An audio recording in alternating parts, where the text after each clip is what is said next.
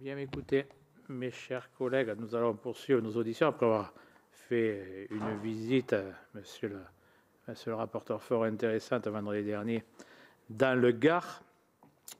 Et donc, nous poursuivons aujourd'hui nos travaux de notre commission d'enquête avec l'audition de Madame Cécile Courrèges, directrice générale de l'ARS de la région Auvergne-Rhône-Alpes depuis le 19 avril 2023. Madame la directrice générale, je suis tenu de vous rappeler qu'un faux témoignage de votre commission d'enquête est passible des peines prévues aux articles 434-13, 434-14 et 434-15 du Code pénal, et notamment de 5 ans d'emprisonnement et 75 000 € d'amende. Je vous invite à prêter serment de dire toute la vérité, rien que la vérité, en levant la main droite et en disant « Je le jure ». Donc, vous appuyez sur le bouton rouge pour qu'on vous entende bien.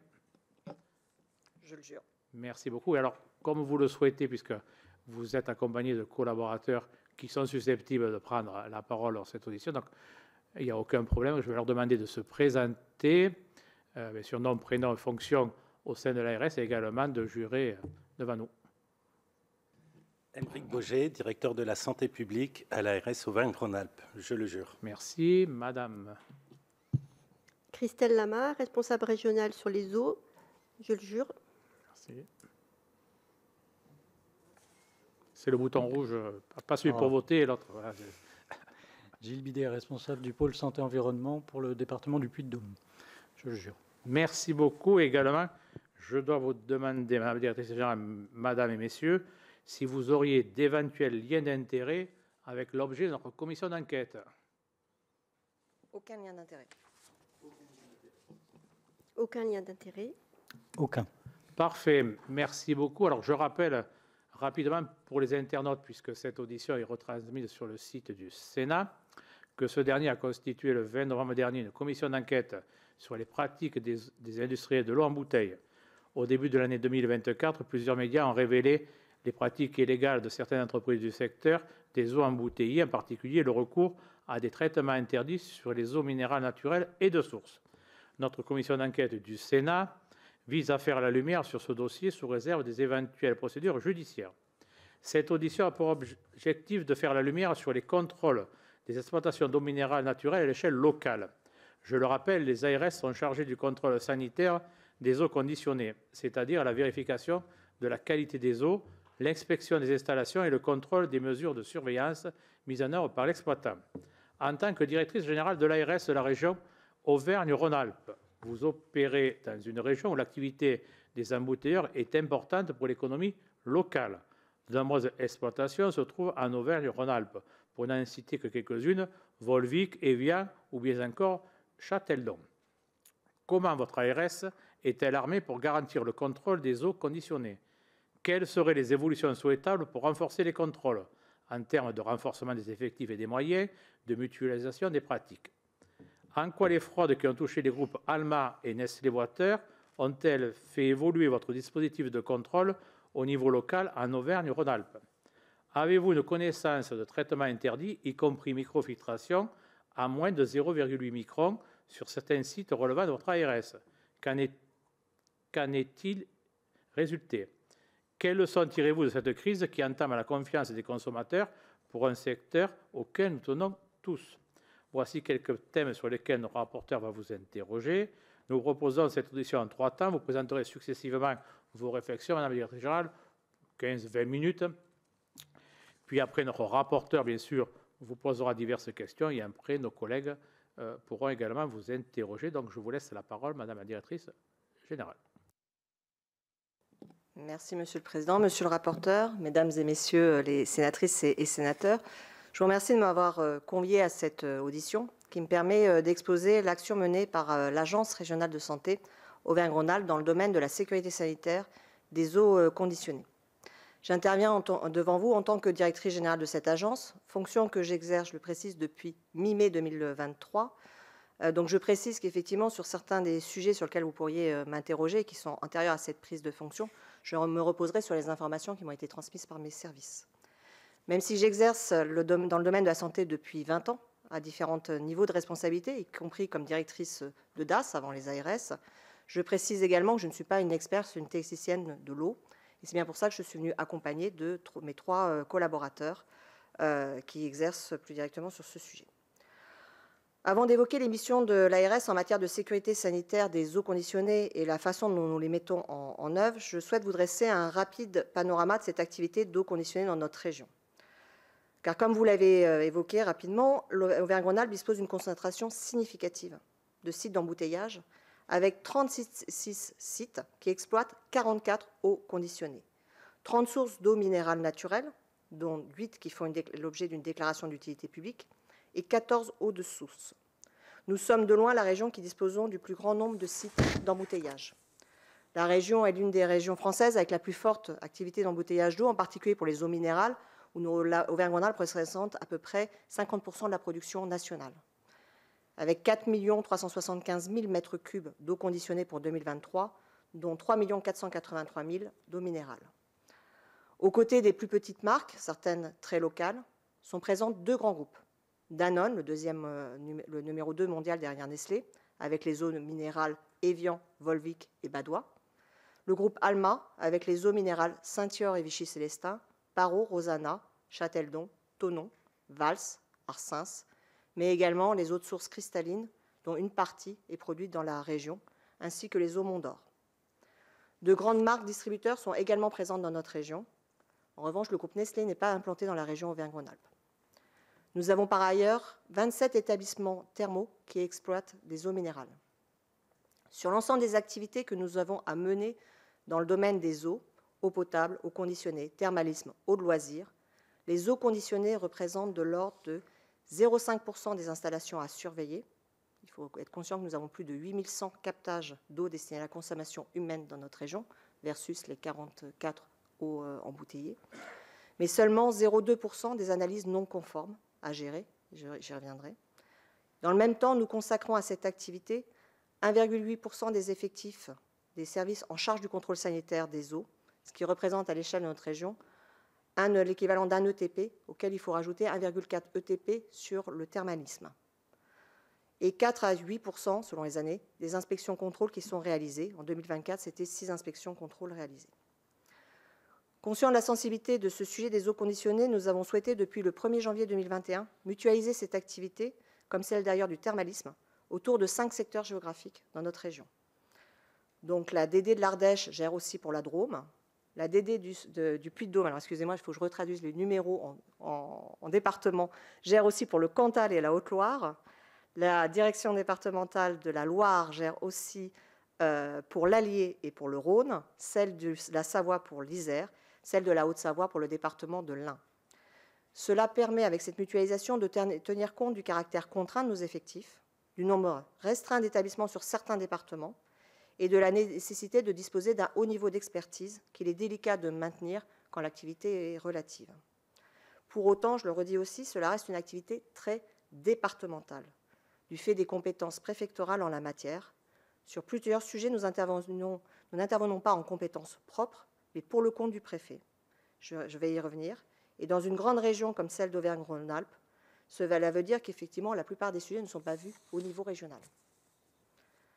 Les collègues de chacun des secteurs géographiques sont chargés de mettre en œuvre les missions de l'ARS en matière de sécurité des eaux sanitaires des eaux conditionnées, mission que je souhaite vous rappeler brièvement parce que je sais que ça a déjà été fait par les auditions précédentes. La politique de l'eau, comme vous le savez, est une politique très partagée, mobilisant de nombreux acteurs, publics et privés, et au sein même de l'État, de nombreux services placés sous la coordination des préfets.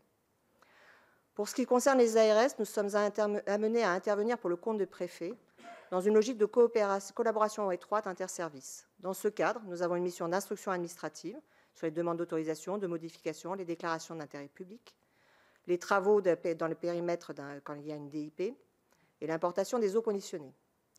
Une mission aussi de gestion des situations à risque, gestion des situations de non-conformité en concertation avec l'exploitant et en associant les DDPP et DETSPP, proposition au préfet de prendre toutes mesures nécessaires pour protéger la santé des personnes ou d'interrompre l'exploitation si cela constitue un danger pour la santé des personnes.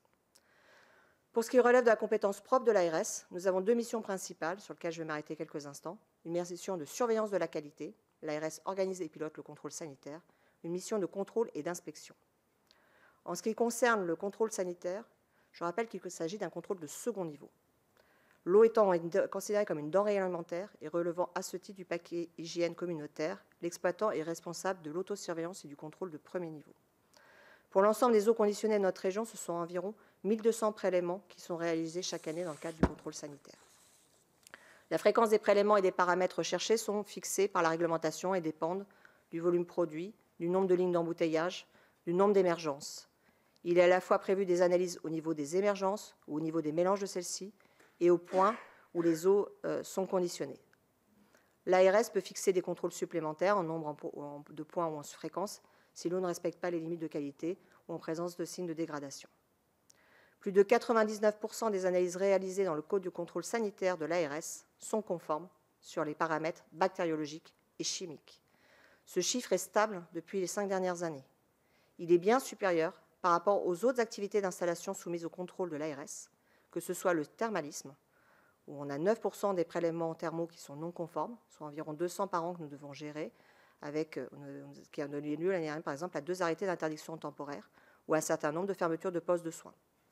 Ou pour l'eau destinée à la consommation humaine, avec 4% des prélèvements d'eau potable non conformes en 2023, soit 2300 par an, ayant donné lieu à 110 mesures de restriction temporaire de la consommation. Par ailleurs, et sans remettre en question l'importance pour l'ARS du sujet qui nous réunit aujourd'hui, sur les 603 signalements de toxi-infections alimentaires collectives reçus en 2024 sur l'ensemble de la région, aucun n'a été relié à la consommation d'eau conditionnée. Au-delà de cette surveillance de la qualité de l'eau, nous avons une mission de contrôle et d'inspection des installations. Celle-ci est variable d'une année à l'autre, de 3 à 16 par an sur les 5 dernières années. Il n'existe pas d'objectif, à ce jour encore, d'objectif national d'inspection-contrôle sur cette mission, mais l'instruction annoncée de la DGS devrait venir préciser les attendus sur cette mission. Les installations sont contrôlées majoritairement dans les contrôles avant mise en service lors d'une nouvelle autorisation ou au cas de modification de celle-ci. À cette occasion, le laboratoire agréé fait les prélèvements sur les nouveaux ouvrages et ces contrôles ont pour objectif de vérifier la conformité des installations au regard de l'arrêté préfectoral. Des inspections peuvent être également réalisées en cas de situation problématique et de façon plus marginale. Par exemple, une inspection inopinée sur le site de Saint-Yor en 2021 pour vérifier le retrait effectif des installations de traitement. Ou en Ardèche, dans le cas d'une source d'eau exploitée sans autorisation, où là aussi nous avons été amenés à faire une inspection inopinée. Nous avons également été associés à des inspections dans le cadre de la mission EGAS en 2022. 4 sites d'embouteillage ont fait l'objet d'une inspection sur la région, dont 2 en présence des inspecteurs de la mission EGAS. Donc nous avons eu à inspecter la source Vernet dans l'Ardèche, Parot dans la Loire, L'Accueil dans le Puy-de-Dôme et Évian en Haute-Savoie. En 2024, nous avons également participé à l'audit de la Commission européenne. Et dans ce cadre-là, 2 sites ont été contrôlés en présence des auditeurs, Saint-Yor dans l'Allier et Rosanna dans le Puy-de-Dôme. Avant de conclure, et pour votre parfaite information, nous réceptionnons aussi et gérons des plaintes de consommateurs d'eau conditionnée. Le nombre de plaintes de consommateurs sur les eaux conditionnées reçues à l'ARS est toutefois limité, puisqu'au cours des 5 dernières années, nous avons réceptionné moins d'une dizaine de plaintes de consommateurs. Ces plaintes donnent lieu à une enquête de mes services, et pour aucune n'a pu être établi de risque sanitaire en lien avec la qualité de l'eau d'embouteillage. Voilà ce que je voulais vous indiquer succinctement, Monsieur le Président et Monsieur le rapporteur, en espérant pouvoir vous avoir montré l'engagement qui est celui de l'agence sur ce sujet complexe des eaux conditionnées, et ce afin de garantir la sécurité et la qualité sanitaire qui guident notre action. Et je voudrais à ce titre profiter de cette commission pour saluer l'engagement et le professionnalisme des équipes santé-environnement des ARS qui sont extrêmement mobilisées sur les enjeux de qualité et de sécurité sanitaire, dans le cadre toutefois des compétences et des moyens qui leur sont donnés. Je suis à votre disposition. Merci beaucoup, Madame la Directrice Générale. Je vais laisser la parole tout de suite à notre rapporteur. Merci beaucoup, merci Monsieur le Président. Merci de votre présence avec nous, en effet, dans cette grande région pour le sujet qui nous intéresse aujourd'hui. Merci aussi de cet exposé liminaire qui a permis de mettre en avant un certain nombre de mailles que vous pilotez, de points que vous pilotez, et pour lesquels c'est d'ailleurs la première fois qu'elles nous sont mentionnées, c'est-à-dire un certain nombre de suivis que vous nous avez indiqués sur la toxicité, les plaintes. Donc je vous remercie de ça, c'est évidemment précieux pour nous. Vous avez évoqué le rôle particulier de l'ARS avec les autorités préfectorales et ce lien qui se fait. J'aimerais revenir un instant sur cette procédure d'autorisation et la manière dont elle se passe chez vous. Ce que nous avons, nous, pu constater dans un certain nombre de départements où nous nous sommes rendus, où nous avons aussi auditionné vos collègues, c'est que dans un certain nombre de cas, il y avait incohérence entre l'arrêté préfectoral et les pratiques qui étaient observées sur le terrain, qu'il s'agisse des questions de microfiltration ou autres. Je voulais savoir si, de votre point de vue, les choses sont bien rangées, je ne sais pas comment le dire autrement, dans la région Auvergne-Rhône-Alpes, et si vous observez de temps en temps des non-conformités. Ça, c'est le premier point.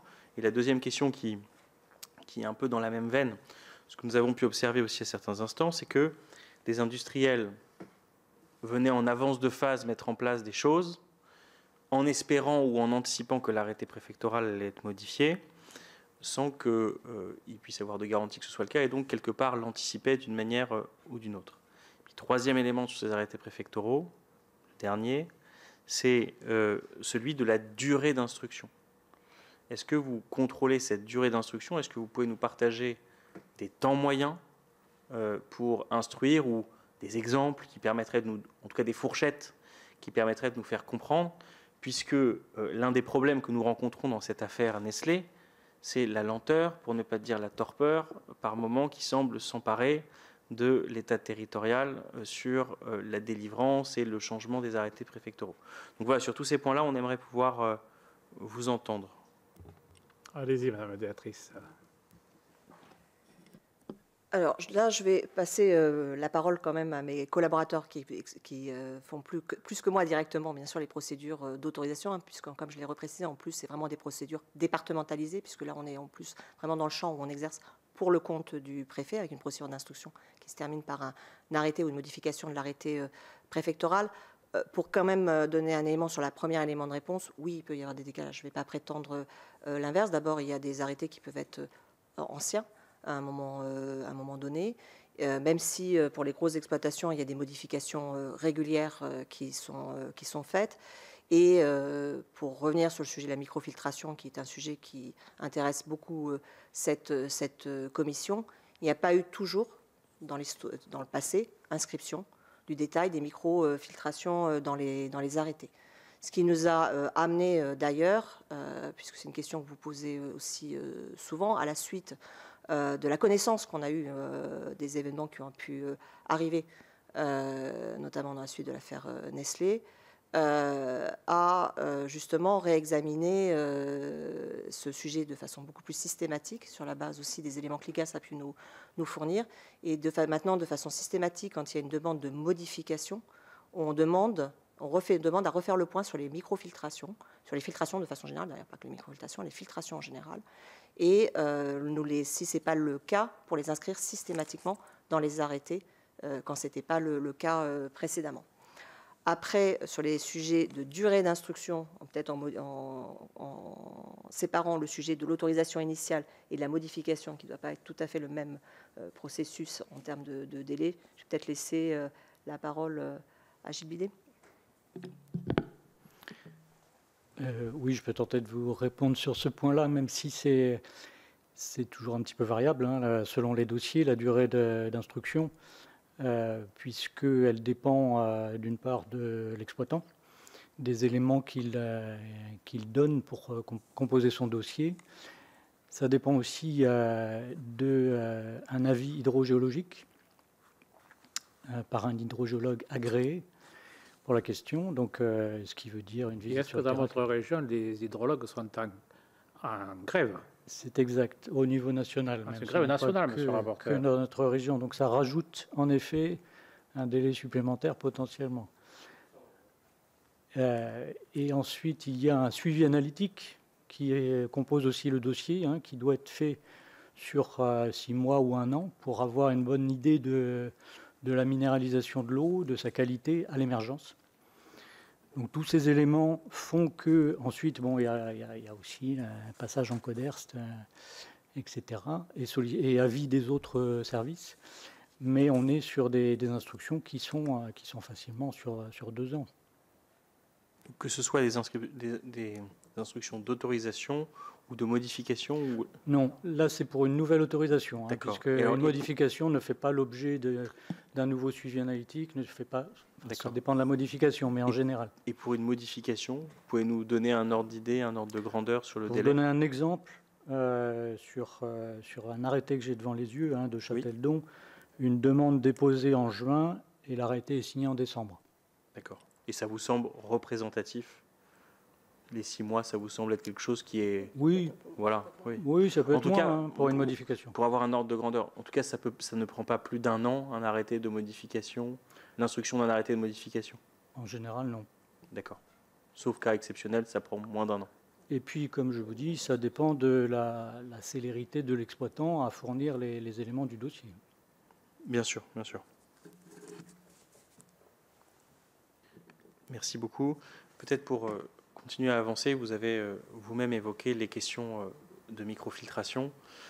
Pour faire un état des lieux de la situation sur ce sujet-là en Auvergne-Rhône-Alpes, est-ce que vous pouvez nous dire si, à votre connaissance, il y a beaucoup d'exploitants qui utilisent la microfiltration sous le seuil de coupure de 0,8 microns, qui est le seuil qui a été, mettons, constaté comme possible par l'ANSES, et si vous avez jusqu'à 0,2 microns des entreprises qui exploitent à ce seuil de coupure, étant entendu que la Direction générale de la santé, aussi bien que la Commission européenne, affirme que nous ne sommes plus véritablement en présence d'eau minérale naturelle dès lors que ce seuil serait le seuil pratiqué sur les sites d'embouteillage.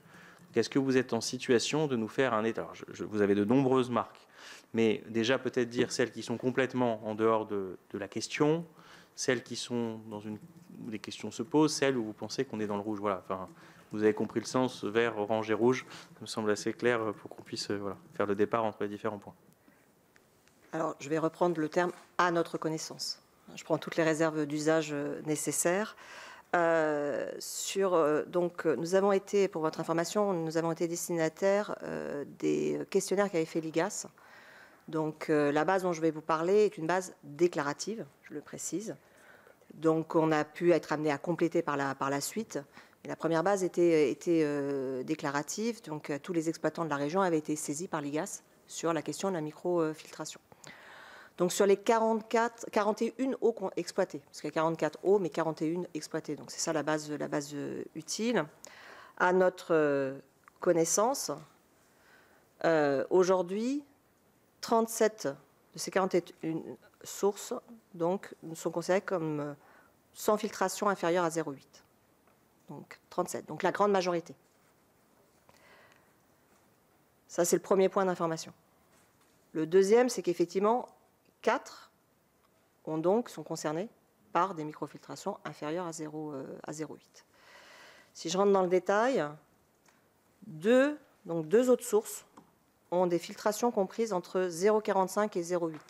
0,45 étant la limite pressentie aujourd'hui dans l'instruction attendue de la Direction générale de la santé et déjà utilisée par la Belgique et par l'Espagne. Donc 2, une dans le Puy-de-Dôme avec une microfiltration autorisée à 0,5 micromètres par l'arrêté préfectoral de 2004 qui a été autorisée pour éliminer des éléments indésirables dans l'eau. Et je précise que sur cette eau de source, dans le Puy-de-Dôme, il y a eu des analyses avant-après, pendant plusieurs années, pour vérifier l'absence d'impact sur le microbisme. D'accord, donc l'analyse a été faite de l'absence d'impact sur le microbisme de l'eau. Et elle était conclusive à dire qu'il n'y avait pas Exactement. Très bien. Okay. Une autre eau de source, cette fois-ci dans l'Ardèche, avec des filtrations à 0,65 et à 0,45, là qui ne sont pas mentionnées dans l'arrêté. Donc non autorisées dans l'arrêté. Et que vous avez découvert lors d'une inspection ou que vous avez qu'on a découvert via les questionnaires de l'IGAS. D'accord.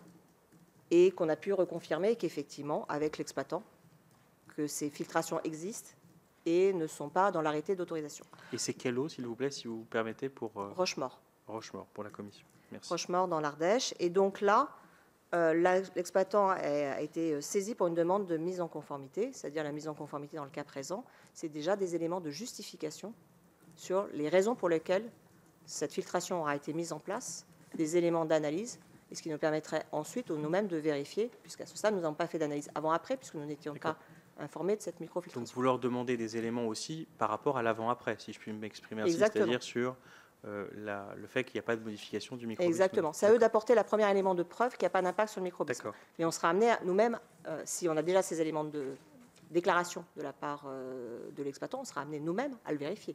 D'accord. Et la première étape, c'est quand même l'exploitant qui doit apporter les éléments de preuve et de justification de ce recours. D'accord. Et il nous reste donc deux eaux. Deux eaux minérales, cette fois-ci. Et il suit bien, hein.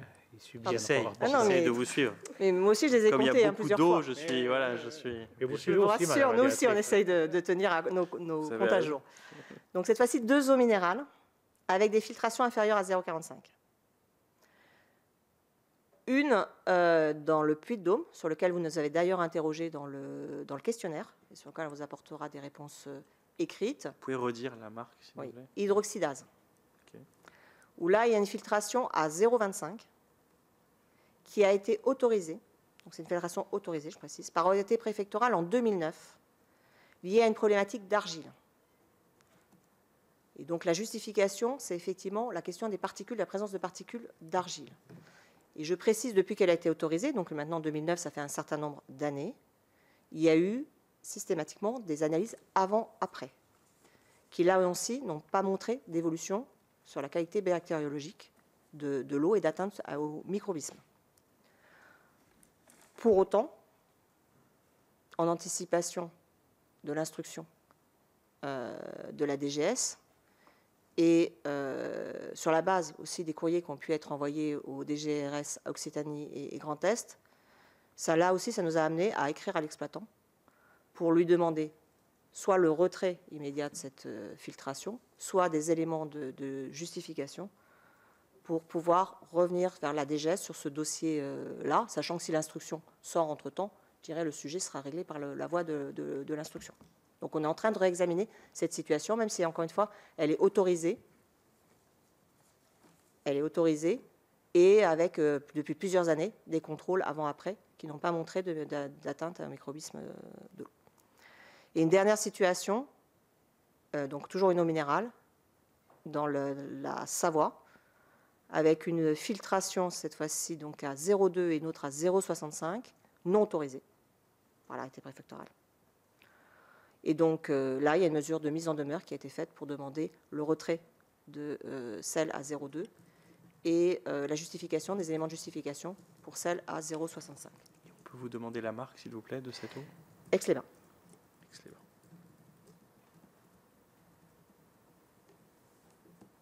Voilà pour vous répondre sur les situations dont nous avons connaissance aujourd'hui. Est-ce qu'on pourra voir, madame la directrice générale, les courriers que vous avez envoyés à l'entreprise du Puy de Dôme? S'il vous plaît. Aucun problème. Je vous dis, on s'est basé pour pouvoir engager les processus aussi sur les courriers qui ont été envoyés au DG d'ARS Occitanie et Grand Est, et en anticipation de l'instruction qu'on attend. Et à ce jour, vous n'avez pas de retour de ces courriers?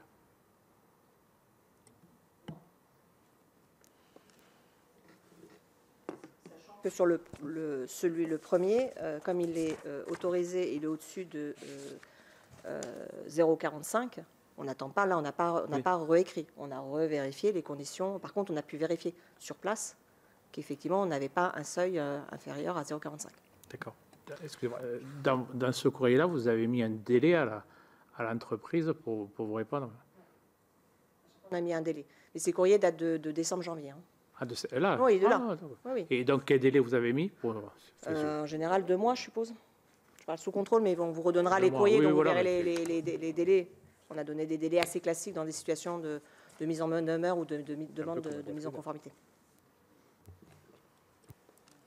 D'accord, donc en fait, si je résume, une eau qui serait, donc pour lesquelles les avant-après ont été faits, qui serait au-delà des seuils de 0,45, et pour lequel finalement, si l'instruction de la DG Santé devait se confirmer, il n'y aurait pas de sujet. 2 eaux en non-conformité vis-à-vis des arrêtés préfectoraux, et une eau en conformité avec l'arrêté préfectoral, mais en dessous des seuils permis. On est d'accord? C'est un bon résumé de la situation? C'est le résumé de la situation. Merci beaucoup.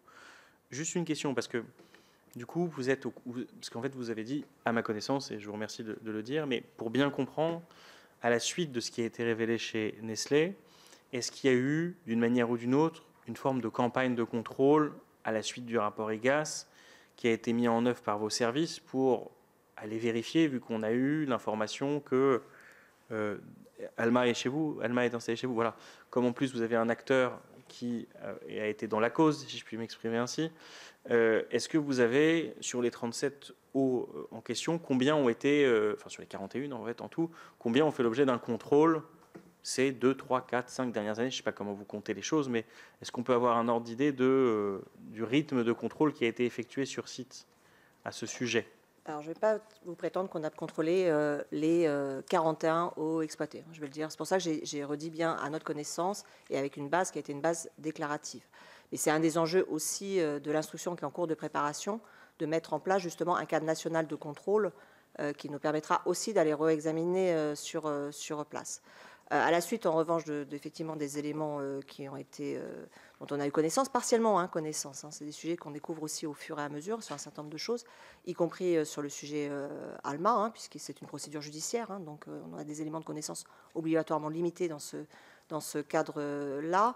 Ça nous a amené de façon, comme je vous disais, systématique maintenant, quand il y a une demande de modification, à faire un point sur les filtrations et à remettre à jour les arrêtés d'exploitation en conséquence.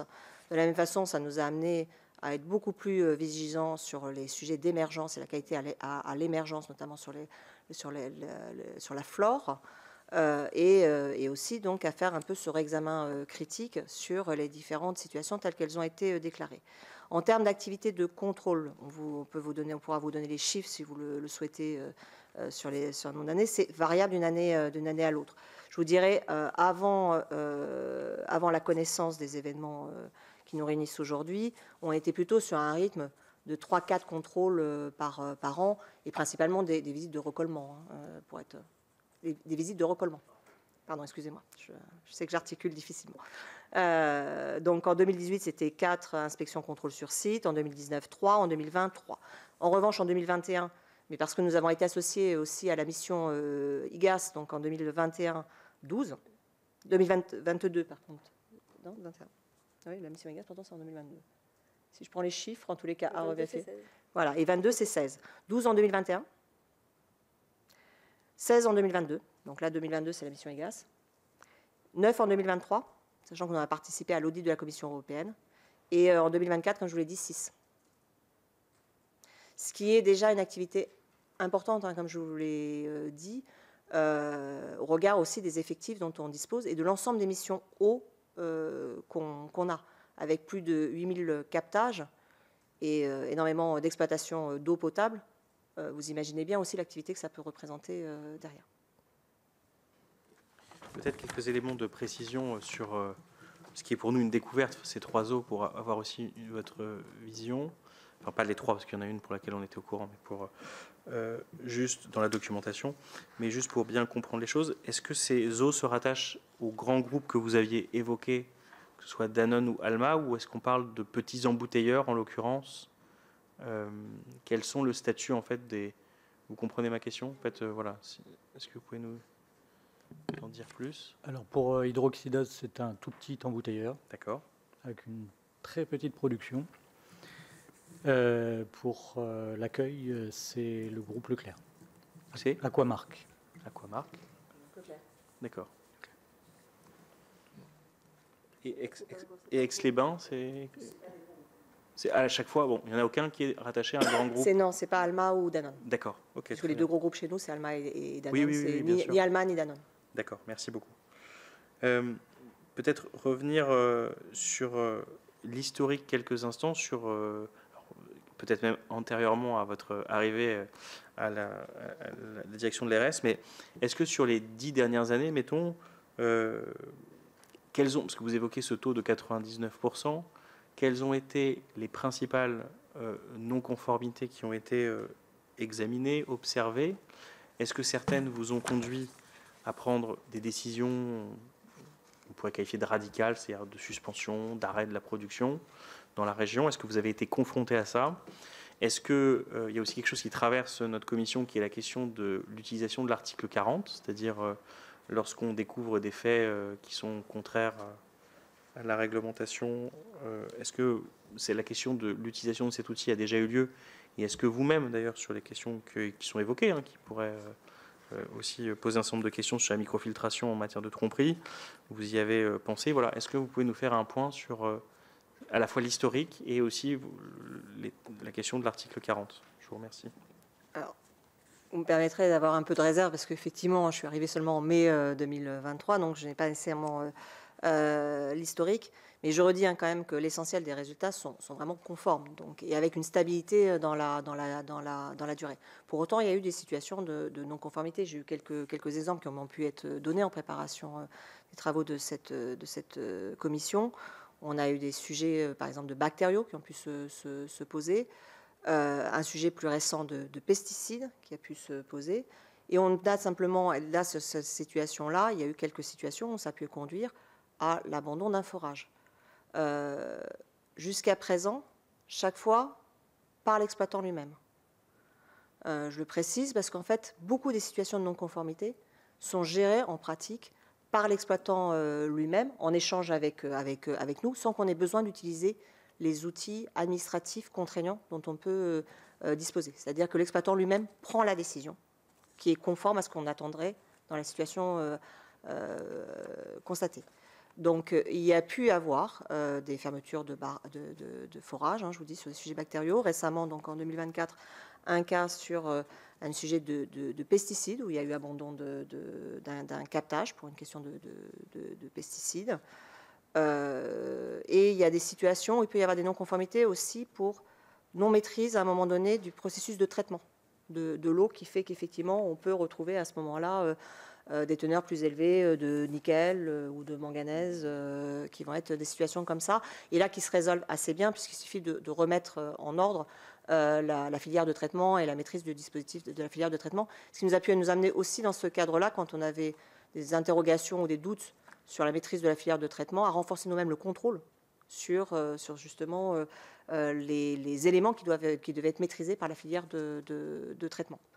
Mais encore une fois, la plupart de ces situations, ou même toutes ces situations, ont été faites, je dirais, en concertation avec l'exploitant. Il y a une situation où, effectivement, dans l'historique qu'on a pu me reconstituer, où un article 40 a été nécessaire. Donc il y a eu un cas d'article 40. Et avant, il y avait eu une inspection inopinée. C'est une des deux situations que j'ai évoquées précédemment, où il y a eu une inspection inopinée qui avait déjà donné lieu à un PV avant, et avec une condamnation à amende de l'exploitant. Et ensuite, un article 40 sur le motif de documents faux qui avaient été transmis pour essayer d'obtenir une autorisation, puisque c'était sur une exploitation sur laquelle il y a eu exploitation sans autorisation. Une affaire qui a duré plusieurs années.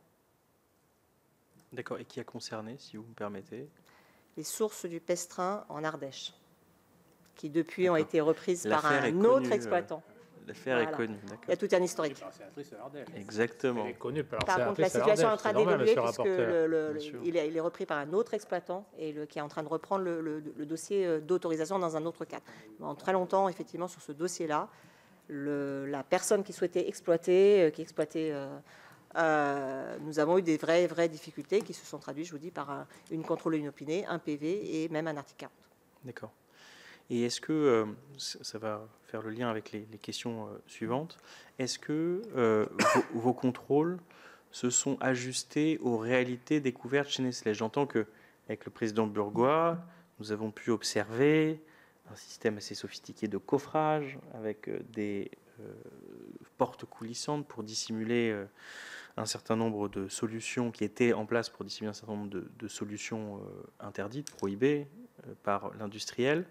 Est-ce que de ce point de vue, vous aussi, vous avez été vérifié qu'il n'y avait pas des systèmes, disons, cachés, tels que nous, on a pu les observer? Voilà. Est-ce que vous avez ajusté votre... Heureusement que l'ARS Occitanie nous avait prévenu la veille, monsieur le rapporteur. Tout à fait, monsieur Burgois, sinon nous-mêmes, nous n'aurions pas forcément pu trouver les choses. Mais oui, est-ce que de ce point de vue, vous avez travaillé? Ce qui me renvoie à une question, disons, plus vaste sur l'animation par la DG Santé de ce sujet. Est-ce que vous avez été réunis entre ARS? Est-ce que vous avez échangé entre ARS? Comment depuis, soit d'ailleurs avant, avant, disons, la parution médiatique de ce sujet, mais pendant un certain nombre d'années, y a-t-il eu une animation de ce sujet? Je vous donne quelque chose qui nous a beaucoup surpris. Le fait que le sujet était connu au ministère de l'Industrie à l'été 2021 et que l'ARS Occitanie nous dit qu'ils en sont informés en octobre 2022, novembre même 2022, sur ce qui se passait chez Nestlé. Vous-même, est-ce que vous avez eu un certain nombre d'informations, une animation du réseau? Enfin voilà, comment ça s'est passé entre les ARS qui ont des nombreux sites d'embouteillage sur leur territoire? Alors, déjà, nous, on connaît mieux la situation Alma que la situation Nestlé en Auvergne-Rhône-Alpes. Je pense que vous y reviendrez par la suite. Sur l'évolution des contrôles, je vais le dire de façon très simple, on est assez démunis sur ces situations-là. Je le dis très, très simplement.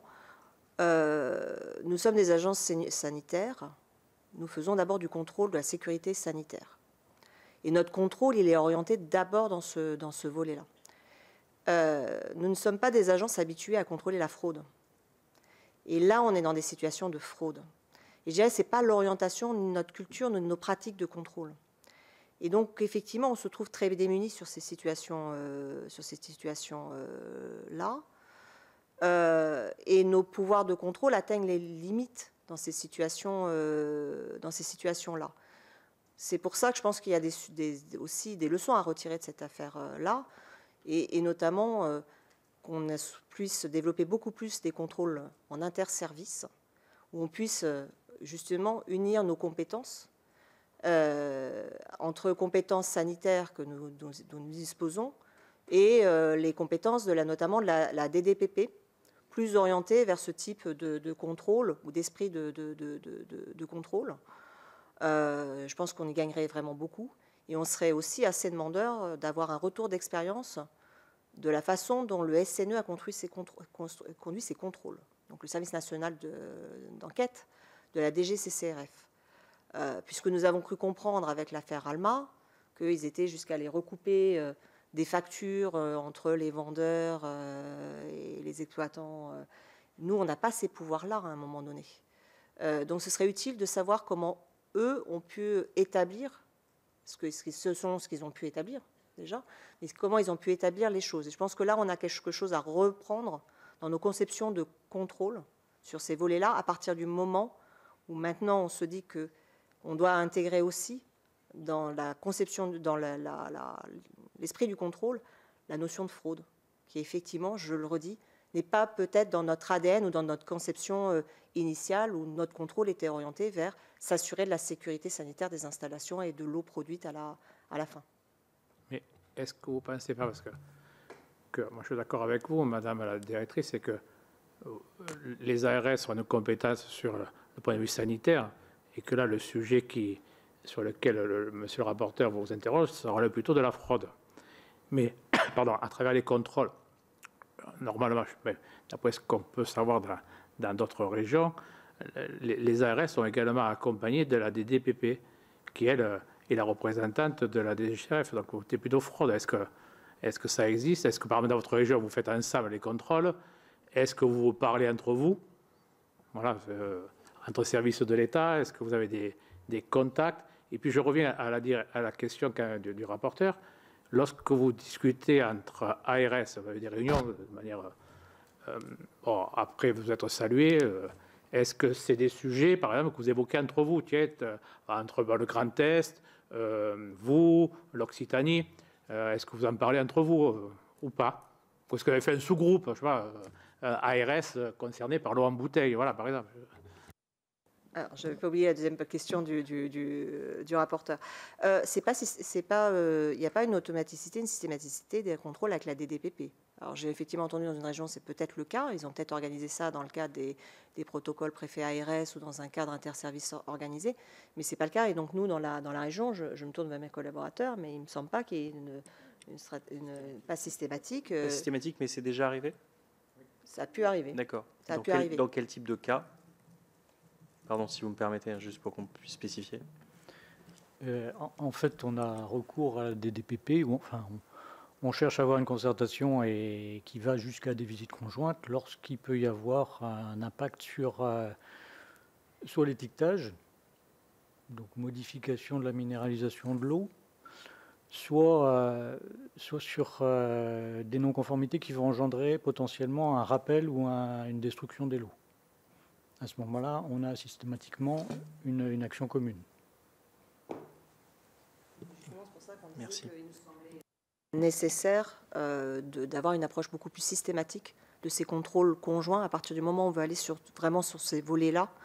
Même de la même façon, sur l'hygiène alimentaire, les services de la DDPP sont mieux formés que les agents de l'ARS. Donc on a tout à gagner dans ce travail interservice et cette collaboration interservice. Et dans l'affaire Alma, très naturellement, nous, on s'est tourné vers les services de la DDPP parce qu'effectivement, à partir du moment où on avait pu établir qu'on n'était pas dans un cas de problème de risque sanitaire, mais dans un sujet de fraude, il nous semblait que les services les plus pertinents, les mieux armés pour affronter ce type de situation étaient la DDPP. Et ensuite, ça s'est traduit d'ailleurs par la saisine du SNE de la DGCCRF. Ensuite, sur l'échange entre ARS, entre directeurs généraux d'ARS, clairement, nous n'avons pas eu à échanger sur ces sujets-là. Il y a eu une information collective de tous les DG d'ARS lorsque le rapport IGAS, juste avant que le rapport IGAS soit rendu public. Mais je ne vais pas dire que c'est un sujet sur lequel on a échangé entre directeurs généraux d'ARS. Je pense que ça a été plus le cas entre Occitanie et Grand Est que pour nous, même si nous sommes la région la plus concernée par l'eau conditionnée. Pour autant, comme je l'ai redit, nous n'avons pas Nestlé chez nous. Donc on n'aurait pas tout à fait le même contexte et les mêmes natures d'échanges. Il y a eu des échanges en revanche au niveau des équipes et avec la DGS, notamment dans le cadre de la préparation de la mission IGAS et dans le cadre de la préparation de l'audit de la Commission européenne. Puisque là, justement, comme étant région la plus concernée, voilà, encore une fois, en nombre d'eau embouteillée, on est assez systématiquement remis dans les démarches nationales qui peuvent être faites. De la même façon, nous sommes associés par la DGS aujourd'hui à la préparation de l'instruction et aux discussions autour du protocole entre administration centrale qui est discuté au niveau national pour justement mieux redéfinir les rôles de chacun à l'avenir. Peut-être juste 2 points sur lesquels vous n'avez pas forcément répondu, sur le moment auquel vous avez été informé de ce qui s'était dit au ministère de l'Industrie et le moment auquel vous avez eu accès au rapport IGAS, pour le coup, pour lequel vous étiez concerné, à quel moment il a été partagé avec vous, et l'a-t-il été d'ailleurs dans ces différents points. Et 3e petite subtilité administrative, mais qui compte pour nous, avez-vous reçu le bleu de Matignon, a été destinataire de ce bleu qui disait, alors concernait Nestlé certes, mais disait des choses sur le seuil de microfiltration. Sur la première et 3e question, nous ne sommes pas concernés par Nestlé. Et donc, les échanges qu'il y a pu avoir sur ces points-là l'ont été avec les régions concernées par Nestlé. Donc, pas d'informations à ce moment-là. Pas d'informations. Okay. Sur le point... alors, bien sûr, dans le cadre après de la mission IGAS ou autre, on a pu avoir un peu d'informations, mais on n'a jamais eu d'informations organisées, structurées sur le sujet. On n'est pas concerné, encore une fois, par l'affaire Nestlé. Oui, mais le rapport IGAS, pour le coup... Par contre, le rapport IGAS, on a été rendu destinataire quand il a été rendu public en février 2024. En février 2024.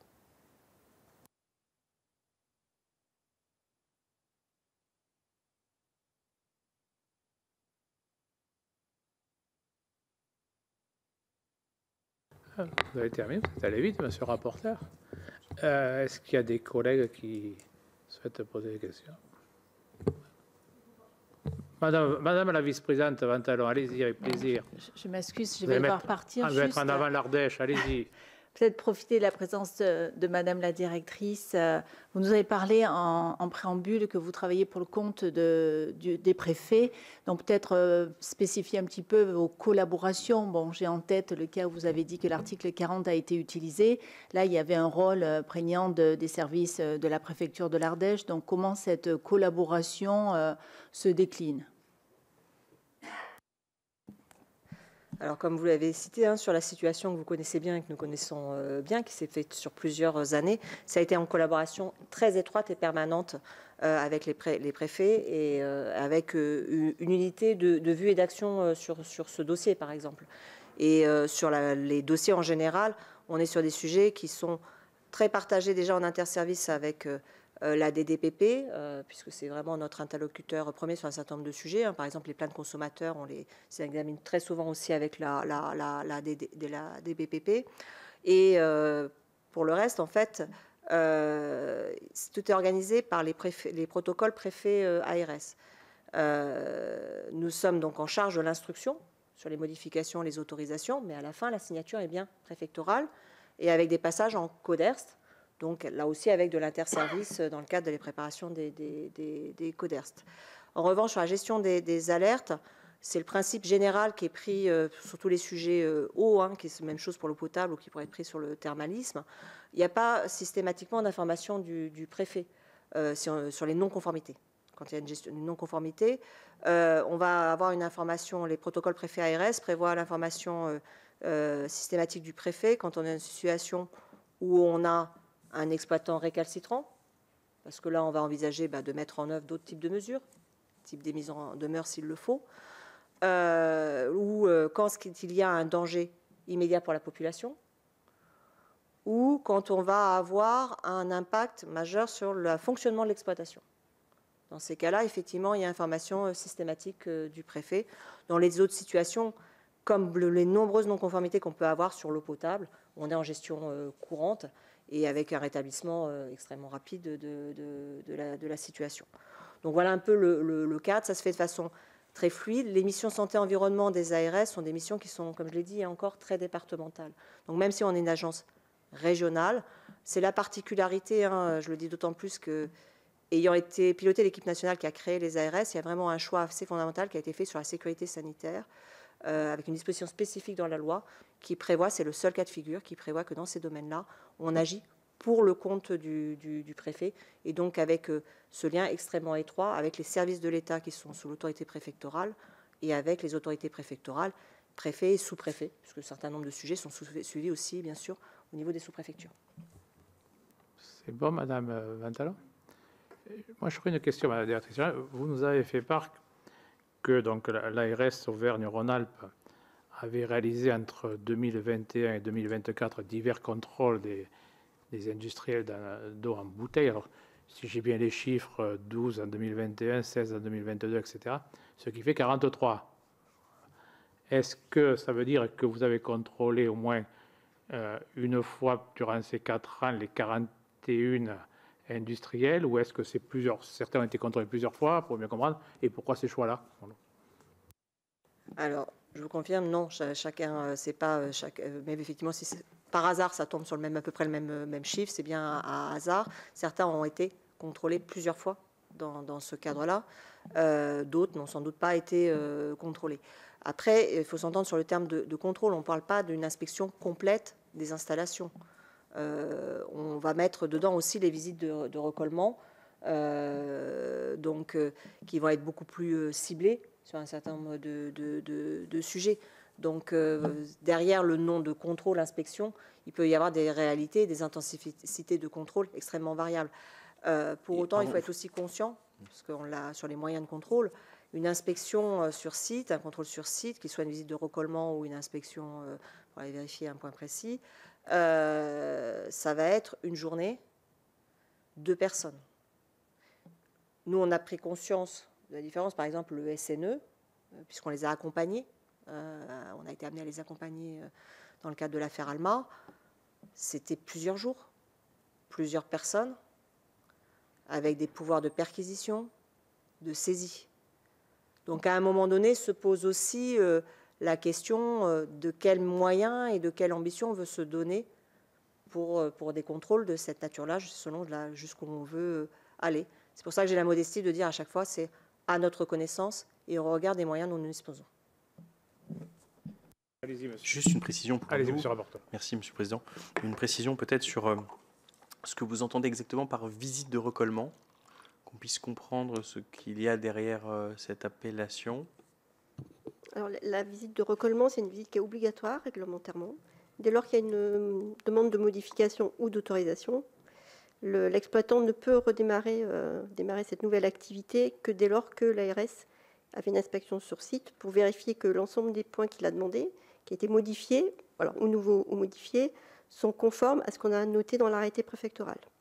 Et on fait aussi, ce qui a été expliqué tout à l'heure par Madame la directrice, on fait aussi une analyse par le laboratoire le jour même pour vérifier que tout est conforme. Et ça donne lieu à un procès verbal qui atteste de la conformité entre l'arrêté, la visite sur place, et l'exploitant peut démarrer l'activité conformément à cette modification. C'est pour ça qu'on fait beaucoup plus de visites de recollement, parce qu'elles sont obligatoires, on n'a pas le choix, il faut qu'on les fasse, et qu'elles nous prennent proportionnellement beaucoup plus de temps par rapport à d'autres types d'inspections. Merci beaucoup. Peut-être dernier élément pour la poursuite de nos travaux. Est-ce que vous voudrez bien nous faire passer ce protocole ARS préfet que vous évoquiez tout à l'heure sur les conditions dans lesquelles il y avait transmission d'informations, enfin vous l'avez vous-même évoqué, ce serait utile pour la commission. Merci beaucoup. Pas de souci. Vous avez terminé, monsieur le rapporteur? Je sais pas, monsieur Hervé. Non, écoutez, madame la directrice générale, moi, je vous remercie pour cette audition qui, j'espère, aura éclairé notre commission, et remercie aussi vos collaborateurs qui ont mené des compléments d'information par rapport à vos propos. Donc, merci beaucoup, madame la directrice générale, madame et messieurs. Puis maintenant, nous allons passer à l'audition de monsieur le préfet du Puy-de-Dôme. Merci beaucoup.